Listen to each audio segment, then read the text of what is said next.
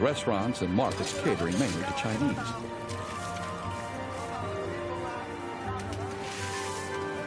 Chop suey, however, which in Cantonese simply means mixed bits, was strictly an American invention for an American clientele. A lot of the traditional older Chinese dishes weren't meant for Chinese to consume. Egg rolls, fried rice, chicken chow mein, egg foo young. These things that Americans might consider, wow, that's Chinese food. It's not Chinese food. It's Chinese people preparing this food because that's what the American public wants to consume in the Chinese restaurant. Despite the advances Chinese merchants in San Francisco made in legitimate businesses like restaurants, some also engaged in pursuits that were against the law. Very few Chinese women came out during the gold rush. Those few who did would come either as someone's wife or, in less fortunate circumstances, to work as prostitutes. One of the first prostitutes to reach San Francisco in 1849 was a woman who was known as Ah Toy, which was probably a play on words. There are many tales told about her, some of them which really can't be repeated, but one which had her merely charging minors for the pleasure of gazing upon her in all of her splendors. Chinese merchants in America were also heavily involved in the opium trade, a deadly scourge that took its toll on the Chinese in America just as it had continued to do in China. It had a particularly tragic impact on the family of Yi Ah Tai. Sam Ah Tai was Yi Ah Tai's eldest son, and one of his failings was that he became addicted to opium. And he started smoking opium just like the Chinese miners who smoked opium at the end of a hard working day. And it's very analogous to the Caucasian in America, or the American who returns home at the end of a hard work day and just drinks a couple of beers. And just like anyone else, there's moderation and there's excess. And Sam Ah Tai became addicted to opium, and it's because of this addiction that he committed suicide, and he called it the dread of his life. As an enduring part of their culture and one of their preferred social activities, the Chinese have always enjoyed gambling. The Chinese view gambling as their favorite recreation. In comparison, when it comes to sports, they view that as children's play. So Chinese really love to play mahjong and pai go. And keno, the beginnings of that is Chinese. In New York's present-day Chinatown, gambling still exists, though to a much smaller extent than it did before the advent of legalized gambling. Because they were here, other things supported them. You could get a bowl of noodles, you could get some baked goods at 3 in the morning. It saddens the old-timers like myself that it's very hard to get a fresh cup of coffee after midnight anymore in Chinatown. Now, this was unheard of.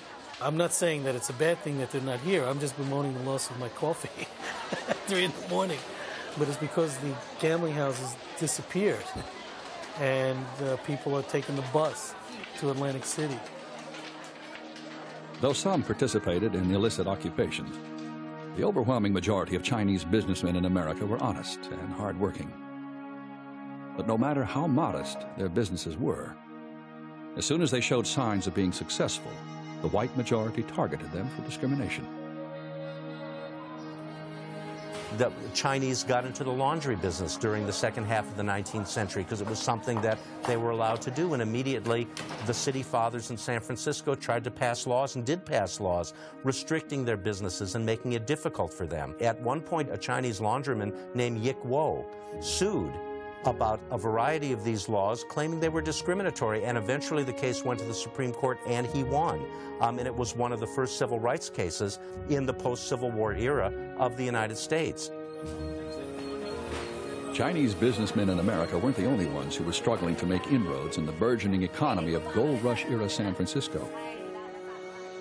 Merchants in mainland China itself were also involved. Proof of this was found in a most unlikely place. a sunken ship off the California coast. It was a Baltimore clipper, the Frolic, built in 1844, wrecked there in the summer of 1850 with a wonderful cargo of Chinese manufactured goods bound for Gold Rush, San Francisco. Among the amazing items aboard the Frolic was an entire prefabricated house, complete with windows made of translucent oyster shells, which had been manufactured in China specifically for the American market. This house told us a whole lot about Chinese commerce with California.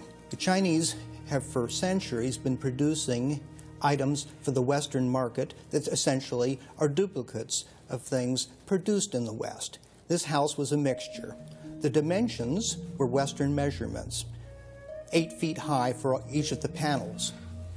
But all of the details of construction were Chinese. The joinery, the mortise and tenon work was all non-standard, all custom Chinese work.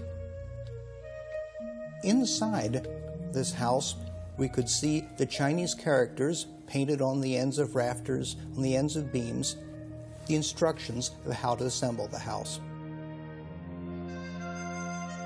Though advances had been made in business and commerce, the majority of the Chinese immigrants in America still toiled in menial jobs under increasing scrutiny, resentment, and persecution. Ironically, this continuing discrimination would lead to the foundation of one of California's most important industries.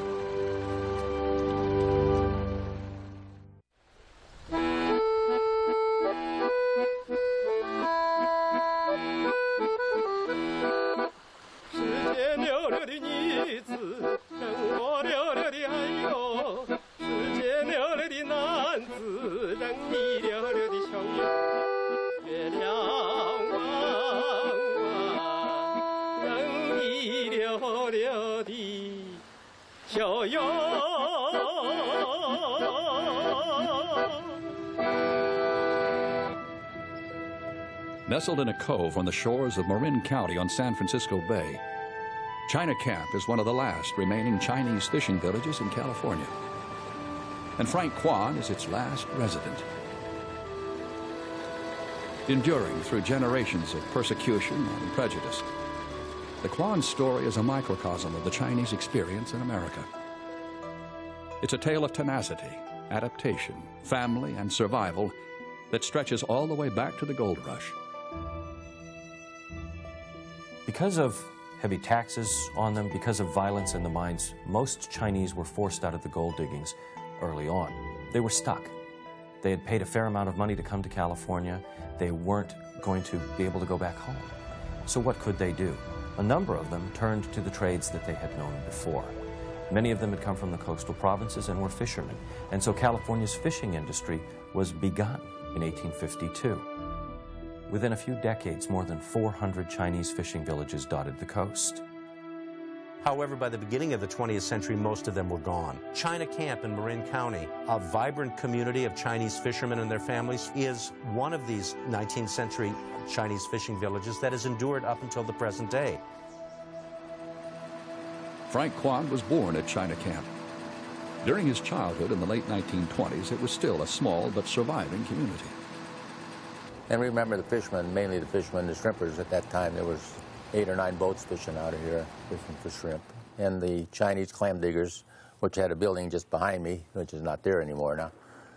And they dug thousands of pounds of clams here, and that's in the past. China Camp was once far larger. Founded in the 1860s, it quickly became part of a prosperous industry that was pioneered and developed entirely by the Chinese. The Chinese really created an industry out of nothing.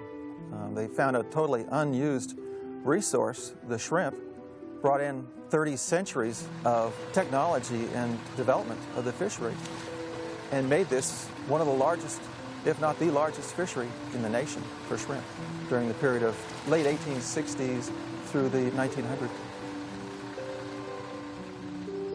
It employed 26 villages like China Camp, untold number of men, probably several thousand at the most. You could have taken the entire outskirts of this village, taken it back to the Pearl River Delta area, and it would have blended right in without anybody hardly knowing.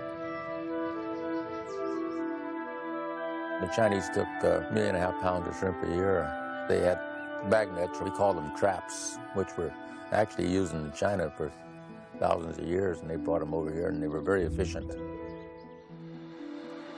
Since Caucasians at the time considered shrimp to be a junk fish, not fit for human consumption, most of the shrimp caught at China Camp was eaten by the Chinese themselves. Those that were here in California demanded high-quality food products similar to what they had in China. They soon realized that it was such a strong economic base that they could export the shrimp back to China and still make a profit. Literally 99% of all the shrimp here eventually was sold back into China. Processing the shrimp for export was an involved procedure that required long hours of back-breaking labor and a great deal of ingenuity, all of which was supplied entirely by the Chinese. Here at China Camp, they created long piers, and at the base of those piers, they had cooking pots where they would cook the shrimp. The shrimp, after it was cooked, was placed on the hillsides or drying platforms. And they turned them about 3 times a day with a broom. You go up and down with a broom and turn them over, and it took about 2.5 days to dry them. And then we had a sheller in there to knock the shells off. Where they would put it in the top, they use a hand crank. To crank it would flail the meat from the shell apart. Then they would crush the shrimp, repackage it into bags of pure shrimp meat, and then other bags of the shells and the heads. They'd use the shells and the heads for fertilizer primarily. Very labor intensive. It took 10 pounds of cooked shrimp to make 1 pound of meat. So it was a lot of work to get a few bucks out of it. As important as the shrimp industry was, however, it was the people of China Camp who embodied the real significance of its history. For the Quan family, it began at the turn of the 20th century when Frank's grandfather, Quan Yik Yin, settled here. In 1900, Quan Yik Yin moved to China Camp, married Yi Si, Frank's grandmother, and had 2 young boys, George and Henry. Frank's mother, Grace, who eventually married Henry Quan, was a Caucasian who was orphaned at an early age. And she was raised by a Chinese man, raised her from a child. And then in later years, they tried to take her away from this man because, Caucasian had been raised by a Chinese man at that time. That was terrible. Then when he passed on, and then she got into the Cameron House. Located in San Francisco, the Cameron House was founded by Donaldina Cameron, a Presbyterian missionary who was appalled by the inhuman life, the virtual slavery of Chinese prostitutes, which was far different from the glamorous life Ah Toy enjoyed during the gold rush. It was a brutal, degrading existence, and it took a fair amount of effort to stamp it out. Donaldina Cameron worked assiduously to rescue these girls from a life of prostitution, to educate them and to train them in life skills and to give them a better chance than they've been offered.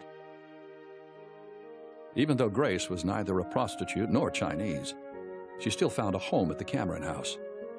It was while living here that she and her friend Alice met their future husbands, George and Henry Quan. Grace and Alice, on one of their outings, came to Marin County and met the Quan brothers, 2 young bachelors here carrying on the traditions of the shrimp fishery. Within a few months, Grace decided to marry Henry. But the same prejudice that had inspired the attempt to take Grace away from her adoptive father once again became a factor in their lives. They couldn't get married here in California. They had to go to Nevada to get married. So you don't realize the discrimination at that time. And it wasn't until about the middle 40s when it was actually legal for a mixed marriage in this state. The discrimination was terrible. This was only part of the long history of persecution suffered by the Chinese in America. It was an intolerance that began to affect the residents of China Camp soon after it was founded, when a special tax, similar to the one on Chinese miners, was imposed on Chinese fishermen. Then in 1882, the Chinese Exclusion Act was passed by the U.S. Congress, adding federal authority to over a generation of state and locally sponsored legal discrimination against the Chinese. Enacted at a time when America was undergoing an unprecedented wave of immigration of all types, the Exclusion Act was, and still is, the only immigration law in U.S. history that targeted a specific nationality. The Chinese Exclusion Act of 1882 was an incredibly racist law, excluding an entire race of people in a way that the United States had never done before.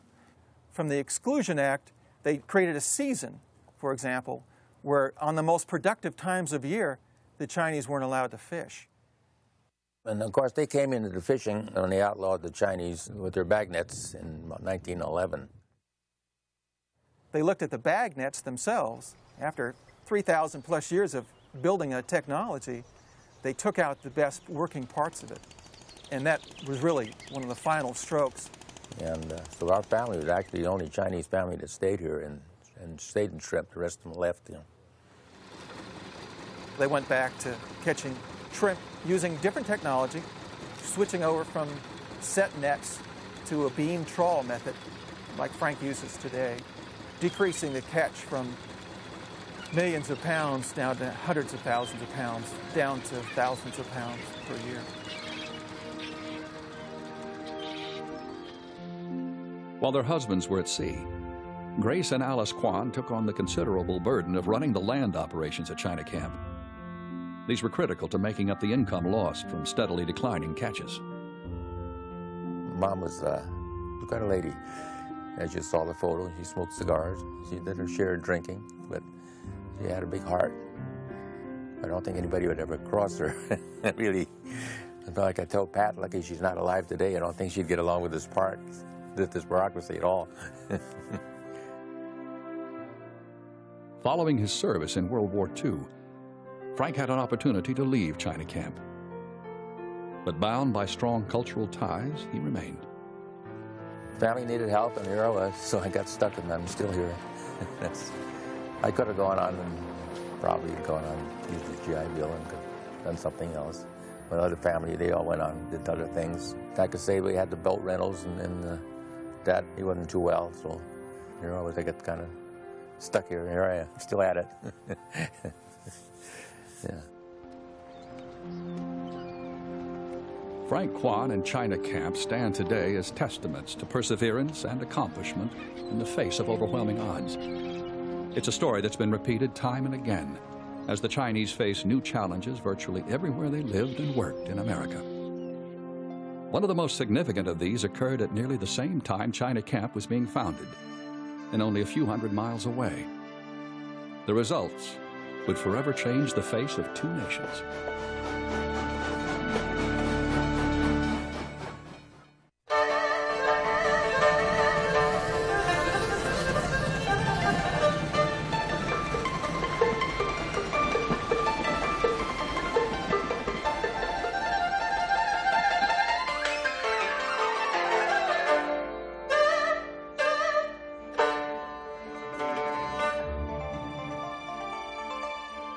In 1862, as America's bloody Civil War raged, the United States Congress appropriated startup funds for a transcontinental railroad.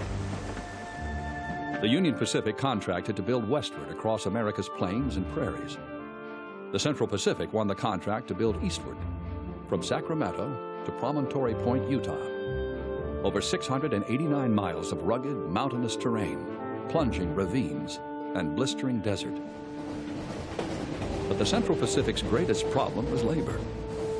Charles Crocker, who managed the road's actual construction, couldn't find men willing to work at wages he could afford to pay. Then he thought of employing the Chinese. However, the white foreman under Crocker raised strong objections. They wouldn't work with Chinese, they wouldn't boss Chinese, but when the Chinese came in and were found to be excellent, hard-working people who did a magnificent job and for very little pay, essentially, the railroad was completed and built entirely with Chinese labor, and under situations and circumstances that white laborers would have balked at. Eventually, 12,000 Chinese worked on the railroad, nearly half the total Chinese population in America. The conditions they worked under were often dangerous, and hundreds of Chinese died while building the railroad, both from accidents and disease. But their contribution with all of that sacrifice was the linking of the East Coast to the West Coast. And when the Golden Spike is driven at Promontory in 1869, ironically enough, when you look at the photograph, there are white faces everywhere. But it was the sweat and the labor of the Chinese that had seen that railroad through, that had completed it. And most appropriately, though it wouldn't have happened at that time, the person who drove that last spike should have been a Chinese. But this wasn't the Chinese' only accomplishment in railroad construction. When the Union Pacific was complete, some of them were recruited to work on a similar project in Canada, the Canadian Pacific Railroad, which was begun in 1871. The federal government in Ottawa promised British Columbia to build the railway in order that BC join the rest of Canada and not the United States. But as you see, the entire population of British Columbia is about 35,000, with only 1,500 Chinese. This created a severe labor shortage. Yet despite the small number of Chinese in Canada, they still faced the same kinds of prejudice that beset them in America. There was quite an anti-Oriental feeling at that time, and everyone was pushing that the railway will be built, but we must not use Chinese labor. But everyone knows that there were just not enough workers, and even the Prime Minister would say, no Chinese, no railway. So, like Charles Crocker of the Union Pacific, Andrew Onderdonk, the builder of the Canadian Pacific, had no choice but to turn to the Chinese. And he was very fortunate to get about 1,500 experienced Chinese laborers from the United States. But he needs a total of 10,000 workers. So he was forced to import Chinese laborers from Hong Kong. And Onderdonk saved about a quarter of his budget by hiring Chinese. And they felt that if it wasn't for that, he would never have been able to come out even. Completed in 1885, the Canadian Pacific Railroad had an immense impact on the growth and economic development of Vancouver, helping to make it Canada's gateway to the Far East. It saw an economic explosion that greatly benefited Vancouver, which became Canada's principal port on the Pacific. And to this day, the Port of Vancouver is the fourth busiest, the fourth most important port in all of North America because of its ties to Asia, because of its ties to China. Despite continuing anti-Chinese sentiments, Vancouver's Chinatown also grew and thrived, eventually becoming one of the largest Chinatowns in Canada. But while Vancouver's Chinatown was on the upswing in the mid-1880s, San Francisco's had hit particularly hard times. The Chinese Exclusion Act had been in effect since early in the decade, and its impact on the Chinese community was devastating. But with characteristic adaptability and inventiveness, the Chinese soon found a way around the Exclusion Act. It was called paper sons. This practice took advantage of a loophole in the Exclusion Act, which allowed a citizen or legal resident of the United States to legitimately bring their sons or grandsons into the country. Many Chinese Americans would sell that title to someone in China who wanted to come to the United States. All they had to do was assume the surname of the seller. Using forged Chinese birth certificates and other documents, the buyer could then legally enter the country, thus becoming a paper son. The practice became so widespread in the Chinese community that when an amnesty was finally declared in 1957, the Immigration and Naturalization Service received over 8,000 confessions of fraud by paper sons, some of whom had been living in the United States for over 30 years. But many more than this did not come forward, and to this day, a large percentage of Chinese Americans use names that aren't really theirs. I was sitting down playing cards one day in college, and we had a group of Asians there, predominantly Chinese. Of you guys sitting here, how many have really true names? You know, not paper names, but true names, you know, because they were second and third generation Chinese. And there was like maybe 2 people raised their hand. The rest were all paper names. At the time, Darwin's last name was Li, like his father, Ping Li. But Ping Li's original family name had been Khan. And what else? That's it. My complete name is Ping Can Li. Or I usually sign the checks or sign in document Ping K Li. But I cannot drop that Li because I was already established in business. People wouldn't know me.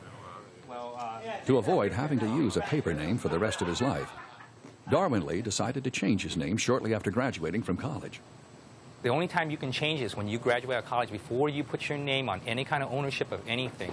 So I went to Superior Court, did all my paperwork, and changed my name, thus taking all those names and credit cards, driver's license, all those items, and I converted it to Can and dropping the Li completely because it was Darwin, K, period K, and Li, L-E-E. Then I just dropped the Li and made the K, Can, K-A-N. And I stayed with that because I figured if I did get married, at least my offsprings will have the real name. So today, we always have a lot of explanation to do when it comes to, that's my son. Well, his name is Li, my name is Can, and that kind of business. So that happens to a lot of Chinese, many, many. If the Chinese at my age, over 50% is not the same, not his real surname.